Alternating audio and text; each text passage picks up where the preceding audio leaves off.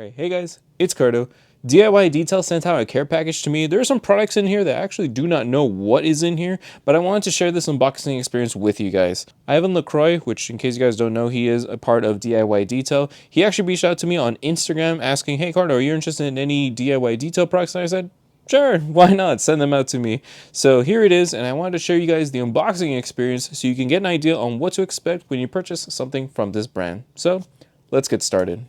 Now, unfortunately, I did not like the audio quality while I was talking during the unboxing, but worry not, I will narrate my experience opening the package as well as a demo afterwards. I did not open this package upon arrival, so what you will see here will be my first time witnessing the quality of the packaging from this brand directly. Cutting the tape open and opening the flaps, we are greeted with a simple piece of crumpled shipping paper for cushion and a variety of products. First DIY Detail product to be shown was interior ceramic. This is a liquid ceramic-based protectant for the interior of your vehicle, as the name implies. This is not a dressing or a ceramic dressing hybrid, so I will have to do some long-term testing to provide proper feedback.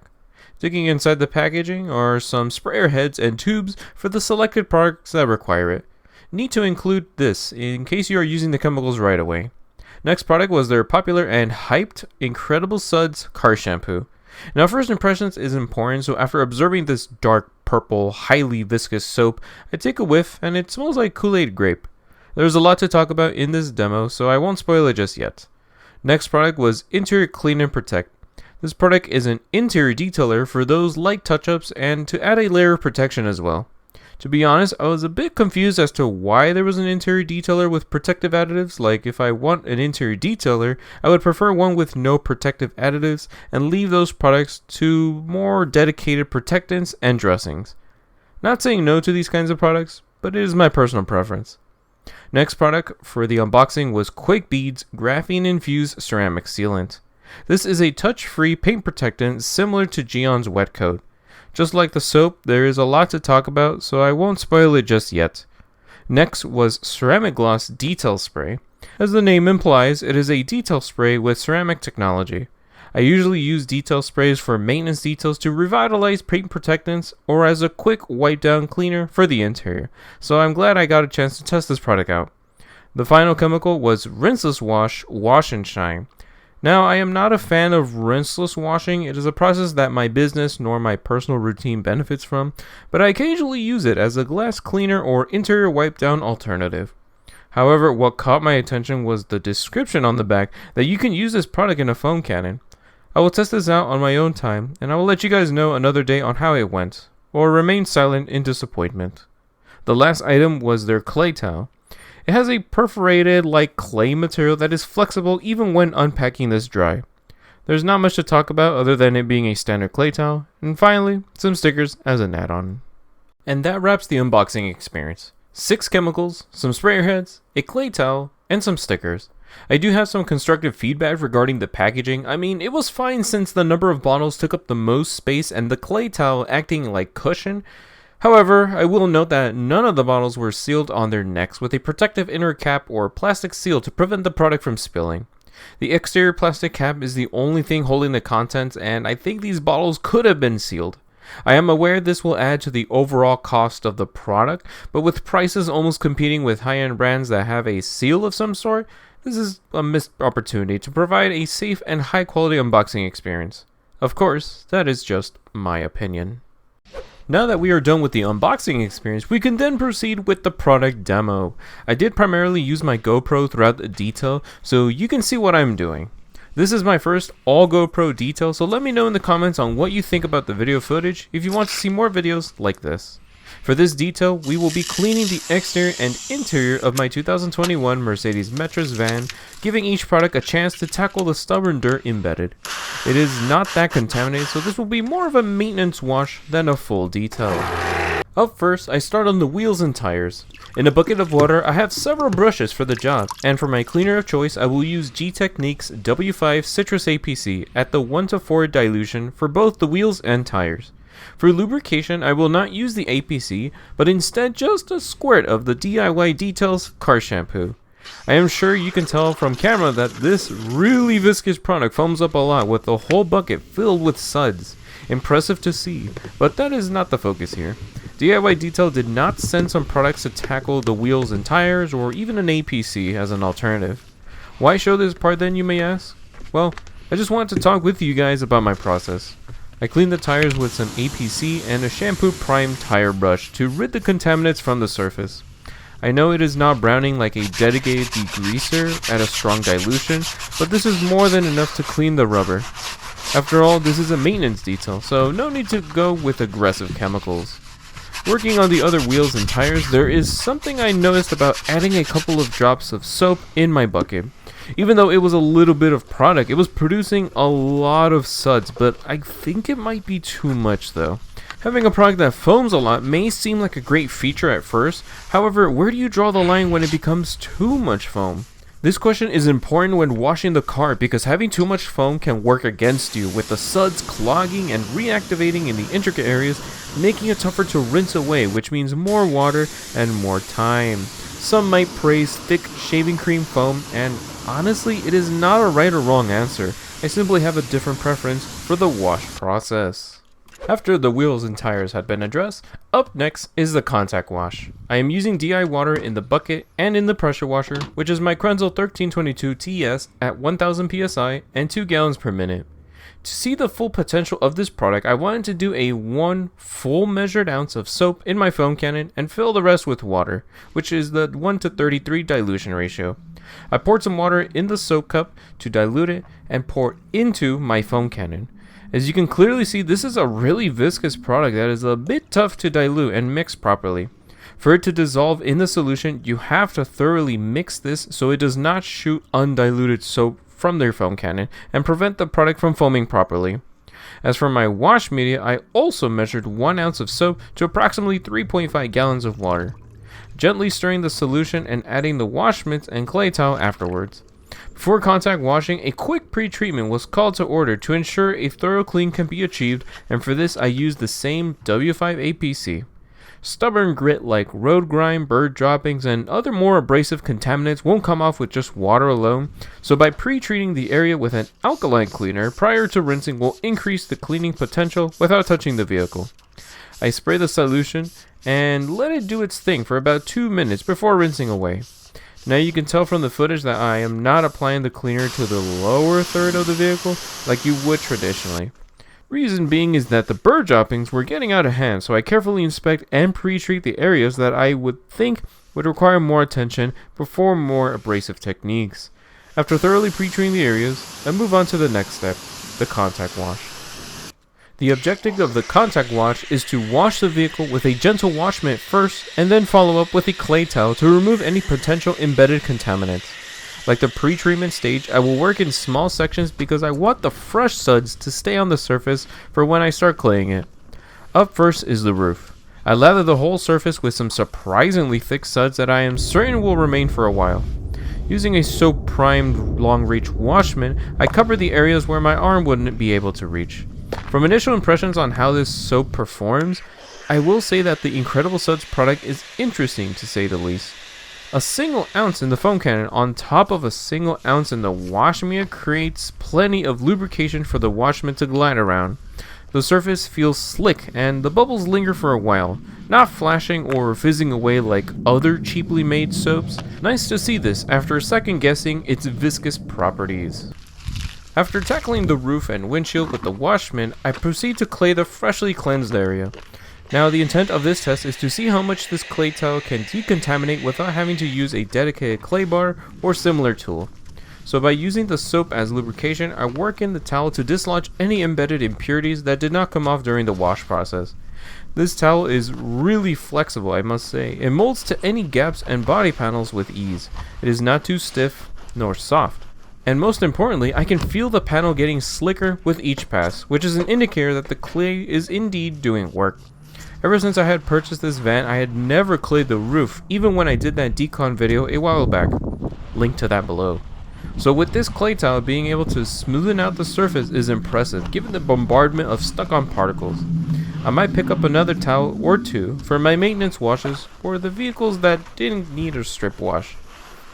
After covering the most contaminated areas of the vehicle with the clay towel, a simple rinse would flush the nasty grit to significantly reduce the amount of potential marring that could happen. So after a couple of rinses, I then proceed onto the rest of the wash. Again, working in small areas to take advantage of the lubrication from the fresh foam. There's not much to talk about here other than the standard procedure that you guys are pretty much aware of by now, so I will share my opinion of the soap so far. I think it smells nice. The dye additives are a bit excessive, and this may sound a bit controversial. I think this product foams too much. Yeah, of all things that I can critique about a soap. I am aware that the detailing industry as well as its community always values high foam for soaps as if it were a mandatory selling point for the product. Just because an auto shampoo foams a lot does not mean it is a better product. Let me elaborate. If you use an incredibly viscous product that is dense with foaming agents, you may end up working double trying to work around the soap. An example would be foaming the car, then rinsing it multiple times because the suds and foaming agents would be stuck on the crevices of the car and reactivating with each rinse you do. That means more water and more time, just from using a higher foaming soap. And if you are detailing as a business, this can render you inefficient and potentially set you up for a poor job if you miss those soap streaks after you dry the car. That is my personal opinion of this soap. I know one could argue, oh Carter, just use less product. Yeah, but you're missing the point. The product is so dense with foaming agents that even at a heavily diluted ratios, you may risk losing slickness and dwell time, all because you are trying to work around the soap's excessive foaming capabilities. So to be very honest with you, I think I will not use this Incredible Suds product in my setup. Don't get me wrong, it's not a bad product, it simply does not align with what I think is an ideal soap for an exterior wash procedure. The clay towel is really nice and I will definitely use it in future jobs, but not the soap, unfortunately. After an influx of DI water to flush out any remaining suds, I move on to the paint protection stage. It's a calm afternoon and I was not in the mood to wax the vehicle entirely, so instead I used the contact-free paint protectant called Quick Beads. The best description I can give is that this graphene alternative to Geon's wet coat, and that's it. Simple context, but that's okay. What matters most is how the product works. There is already a sealant on the surface, so I am not looking to apply a new coat, but instead revitalize its performance with this contactless product. The first surface were the wheels. On the instructions it says to apply and wait for 30 seconds to a minute before rinsing away. Thanks to my imaginary watch that was conveniently missing from my arm, I count away and rinse the product off. You can tell on camera that it is indeed beating like crazy and serves as a quick topper for any surfaces with or without paint protection. Next were my side view mirrors, plastic trim pieces, and headlights. The plastic unfortunately lost its protective film from the manufacturer, but after spritzing some quick beads, it became hydrophobic. Same thing can be said for the headlights. Working around the vehicle, I applied quick beads to the wheels, side view mirror plastic trim, the wrap, and the entire roof of my van, considering there was no paint protection at all. After spraying liberal amounts of quick beads on the surfaces, I used about 60% from the 16-ounce bottle, and that is not including the rest of the van's paint. This is a great product for short-term protection and speed application, but I am not sure if I am convinced about the graphene technology. Like, is it a buzzword, or are there significant amounts of graphene material in here? I will probably never know since I am not a chemist. Would I buy this? I am not too certain considering I already used Geon Wet Coat, so I will let you guys know later down the line. Before closing the wash, I dry the van to end the detail with light touch-ups with DIY Detail's Ceramic Gloss Quick Detailer. I am sure many of you already know how this process rolls out. So instead, I will share what I think about it. Almost right off the bat, this isn't as slick as I would like it to be, even after buffing the spent product. I made sure that I added plenty without being too conservative, and unfortunately this product doesn't meet my expectations for a quick detailer. It does not flash quick after application, not much slickness, and to be honest, I did not notice a significant amount of shine being added despite the ceramic claim that it has. I'm not saying that it does not have it, but neither can I confirm that it contains enough to be beneficial. For context, my preferred level of slickness, quick flash time, and gloss for a quick detailer must be similar to that of Beadmaker from PNS, and I mention this product only because it is a popular product that many can refer to. I didn't show it on camera, but my go-to quick detailer is Ceramic Detailer from Geon, with similar properties to Beadmaker. That is what I want to see when being pitched to use a quick detailer. In fact, about halfway into the process, I simply swapped to Beadmaker because the lack of slickness was getting to me. Sorry DIY Detail, but the ceramic gloss, while not a bad product by no means, it simply did not meet my expectations. If there was a revision of this product, I will gladly provide feedback. So for now, that is my opinion for the current state of ceramic gloss detail spray. Now, DIY Detail did not send a glass cleaner out, so I decided to use their rinseless wash at 1 to 256 dilution to see what would happen. I will also use the same chemical in the interior, so I will provide my full feedback in a minute. So for now, in this wash session, without spoiling anything, I think it performed nicely as a glass cleaner alternative. And there you guys go, the wash session. I think overall the products provided to me did do the job despite me finishing the rest of the session with Beadmaker. I will provide my full feedback at the end of this video, so let's move on to the next subject. It was getting dark when I was recording this, so instead of filming with barely any visibility, I will work on the interior the next day so you guys can see more clearly of the process. One sunny yet chilly morning, it is time to clean the interior. As you could tell from the footage, I swallowed my pride and left my van neglected for some time to collect enough grime and grit to showcase the products sent to me. This isn't a disaster interior, instead it is dusty with lots of crumbs and some residue from the rainy days. To address this, I will use the following products: a rinseless wash for the glass, interior clean and protect to wipe down the areas, and interior ceramic to protect certain areas, which I will explain in a minute. DIY Detail did not send me an APC, so I will use Kosh Chemi's Green Star for the tougher dirt paired with common tools. Before initiating in the detail, step 1 is to clear out any items that can get in the way of the detail, such as sunglasses, water bottles, papers, and other common driver's items. I know, I am a bit messy, but give me some credit. I am busy with videos and events on the side, which resulted in a neglected interior. Thankfully, with the van in such a state, I can take advantage of this and showcase the interior products and provide feedback.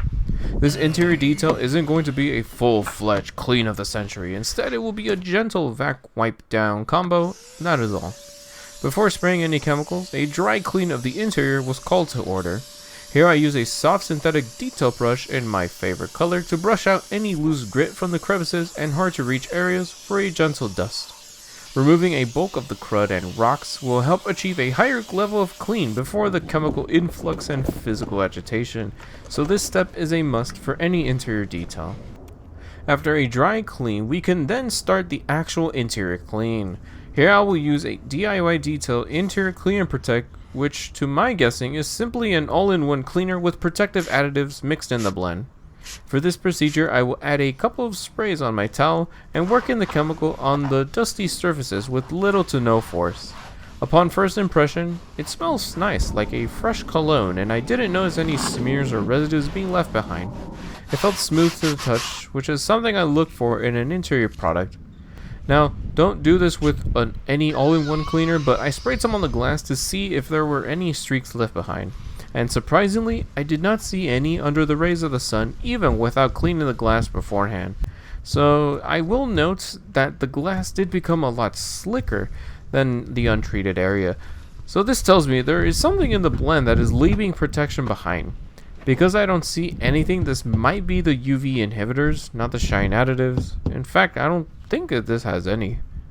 While this sounds all good and dandy, I am sorry to report that this next area took a complete 180. Now, this interior detail is my first time using these products from DIY Detail, so what you are seeing is live, constructive, and not staged, especially the vehicle. It is simply a daily driver, not a supercar. So I cleaned the vinyl seats that have no protection applied. After cleaning and buffing the spent product, I thought it was clean and ready to go, so I hop in and literally right away I noticed a major flaw of the product. After cleaning the seats, it left an unbearable and annoying squeaky sound with a grippy finish that is unsatisfying to sit in. I really have no idea what is causing the product to produce high friction on the seat, which was weird because when I applied this on the doors and glass it felt smooth to the touch. On the vinyl seats, however, that was the complete opposite. So unfortunately, my friends, while this product is good for the soft plastics, I cannot recommend this for vinyl seats unless you like listening to that cheap rubber squeaky sound. Best to use another product in my constructive and personal opinion. So I continued using Interior Clean and Protect on the floor, center console, dash, and stepping areas of the van. It seemed fine at first, but because I had that issue with the seats, thought I'd introduce a player to this detail for comparison. Now I like to use Geon Interior Detailer as my wipe down cleaner because it has no shine or protective additives. It is simply a cleaner. So I decided to use Interior Detail on the other half of the van. I added a couple of sprays to a new towel and adding more to the seat. And as you can tell on camera, this cleans so fast, like wow, holy crap, no buffing, no weird residues, that's it, you're done. And for comparison, I hopped on to check for that squeaky sound and nope, that did not happen with this seat. This is what I look for in an interior cleaner or dedicated interior detailer. I want a product that can be applied with ease and can flash with the least amount of buffing possible. I know Geon and DIY Detail are not the same product, but I'm sorry man, it's pretty clear which one has a better user experience. Now, I am not here to give a product review for either brand, this is just for comparison so you guys can see where I'm getting at. DIY Detail's Interior Clean and Protect is pretty solid as an all-in-one with a variety of surface compatibilities. However, I would not advise this on non-fabric seats. That is what I say. Now to clean the glass inside and out. Like I said, DIY Detail did not provide a glass cleaner, so I will just have to use their rinseless wash at 1 to 256 dilution ratio. Also, for comparison, I will bring back Geon Interior Detail to work on the other side so we can compare the results and user experience. It does state that you can use it on glass, so we will take their word for it. Spraying down the glass with the rinseless wash, I perform the traditional glass clean procedure. Spray, wipe, and buff accordingly until I get a streak-free result. On the other side of the panel, I will pre-treat and mop the area first since there is a day's worth of dust, and I will do the usual process afterwards.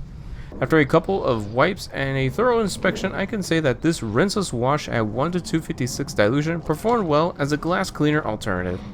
Next was Geon's Interior. Right off the bat, the first thing I noticed was the evaporation time.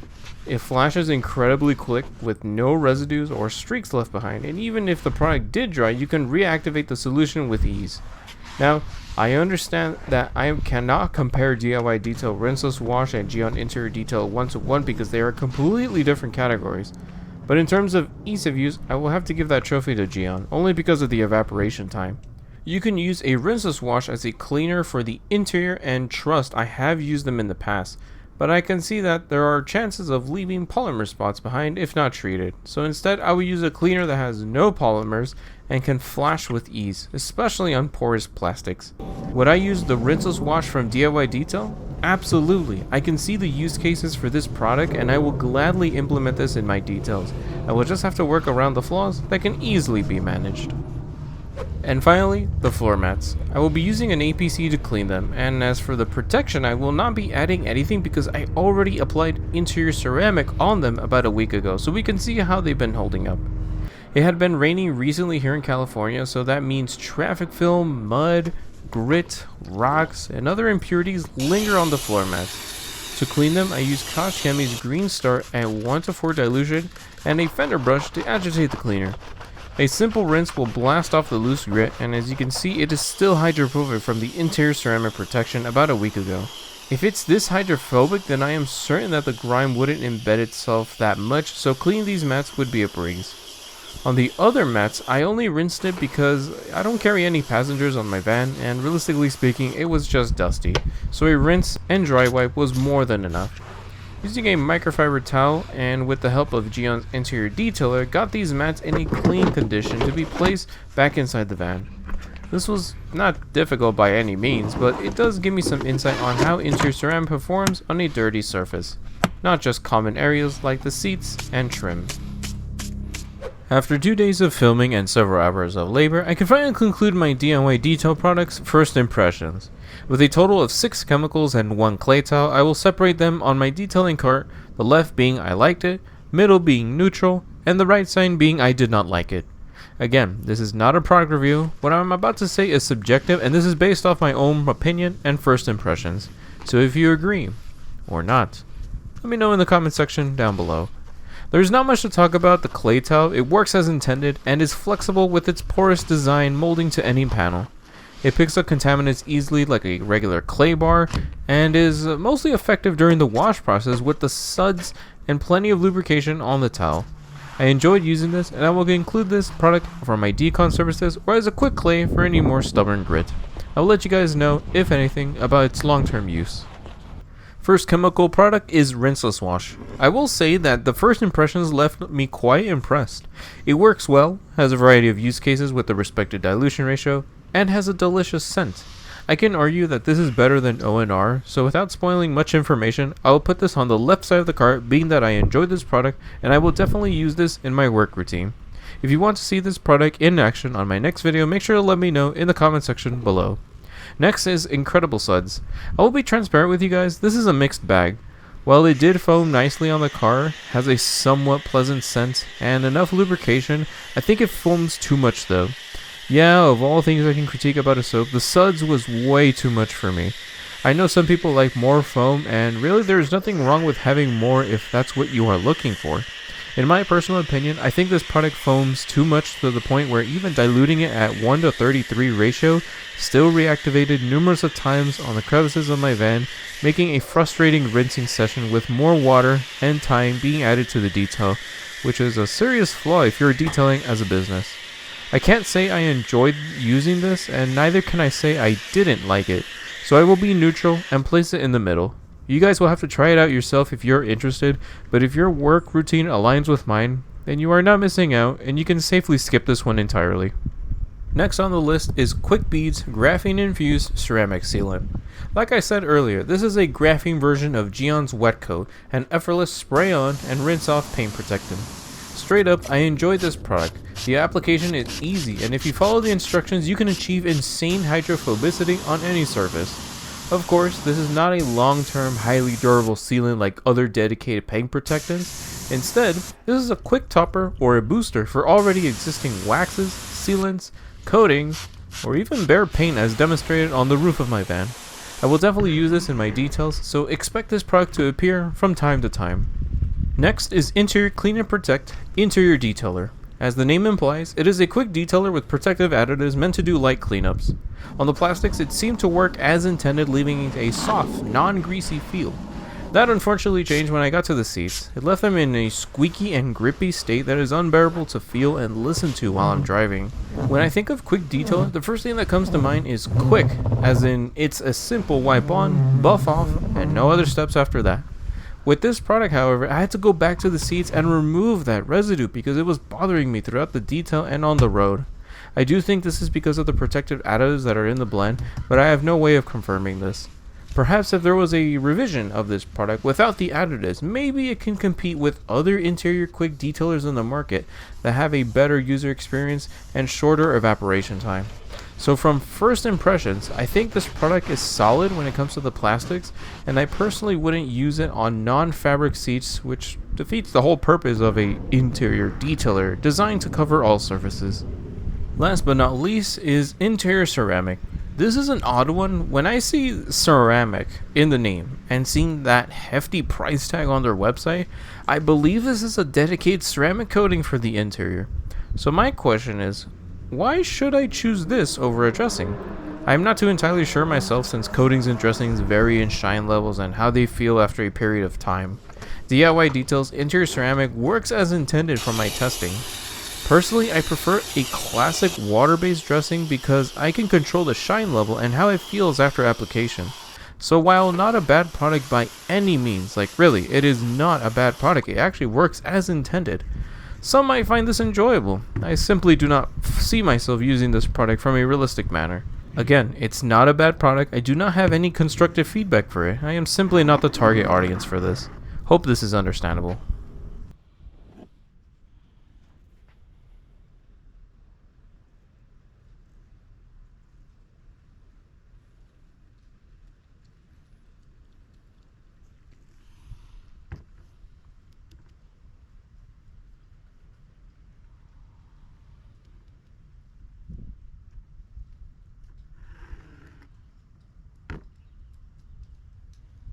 And there you guys go, the DIY Detail initial impressions. There are some products that I will keep in my arsenal, and some, unfortunately, you will have to give it a pass. What I mention here is subjective and based off my personal opinion, so while some of these are not bad products by any means, a few simply did not align with my expectations. This is not a product review. Instead, I gave my opinion based off first impression, so do not take my opinion at heart, and you will just have to try them out yourself to get the full story. You may agree or disagree with my feedback, so observe and test the product out with an open mind and provide a constructive response if you want to be vocal about it. Thank you guys for watching, and as always, make sure to let me know your thoughts down below on what you guys think about DIY detail products. Make sure to leave a like and subscribe down below, and make sure to hit that bell icon so that way you're notified with every video that I upload. Thank you so much for watching. Take care. Have a good time.